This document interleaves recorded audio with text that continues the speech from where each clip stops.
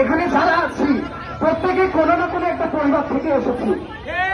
আমাদের প্রত্যেকের বাড়িতে মা আছে, বোন আছে, আমাদের যারা নারীরা রয়েছে তাদের সঙ্গে আমাদের আত্মিক সম্পর্ক রয়েছে। বর্তমান সময়ে আমরা একটি স্বাধীন রাষ্ট্র আমরা নিজেরাই কিন্তু তৈরি করেছি।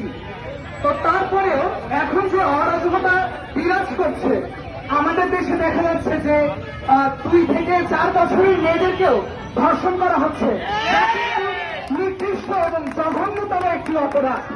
আজকে আমরা বিভিন্ন শিক্ষা প্রতিষ্ঠান থেকে এসেছি, আমরা ক্যান্টনমেন্ট কলেজ থেকে এসেছি। এখানে শাহিন, দাউদ সহ যশোর শহরে যত প্রতিষ্ঠান আছে আমাদের বিভিন্ন শিক্ষা প্রতিষ্ঠানে ভাই বোনরা এসেছে।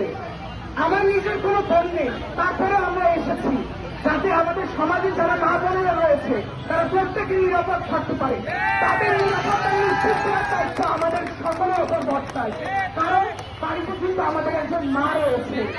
আজকে যখন আমরা সকলকে দেখেছি যে চলো আমরা বের হই, তারা বলেছে, বিভিন্ন লোক বলেছে যে আমার বাড়িতে যারা আছে তারা কিন্তু বেপরোয়া ভাবে চলাচল করে না। এটা কিন্তু কোনো সমাধান না। আসলে ভয়তে কাঁপতে থাকে, সেই দৃষ্টান্ত আমরা শিক্ষার্থীরা দেখিয়ে দেবো ইনশাআল্লাহ। সবাইকে ধন্যবাদ জানাচ্ছি। আমাদের শিক্ষার্থীদের আন্দোলন চলতেই থাকবে, ততদিন চলতে থাকবে যতদিন বাংলাদেশ কাঙ্ক্ষিত স্বাধীন বাংলাদেশ না হবে। ধন্যবাদ।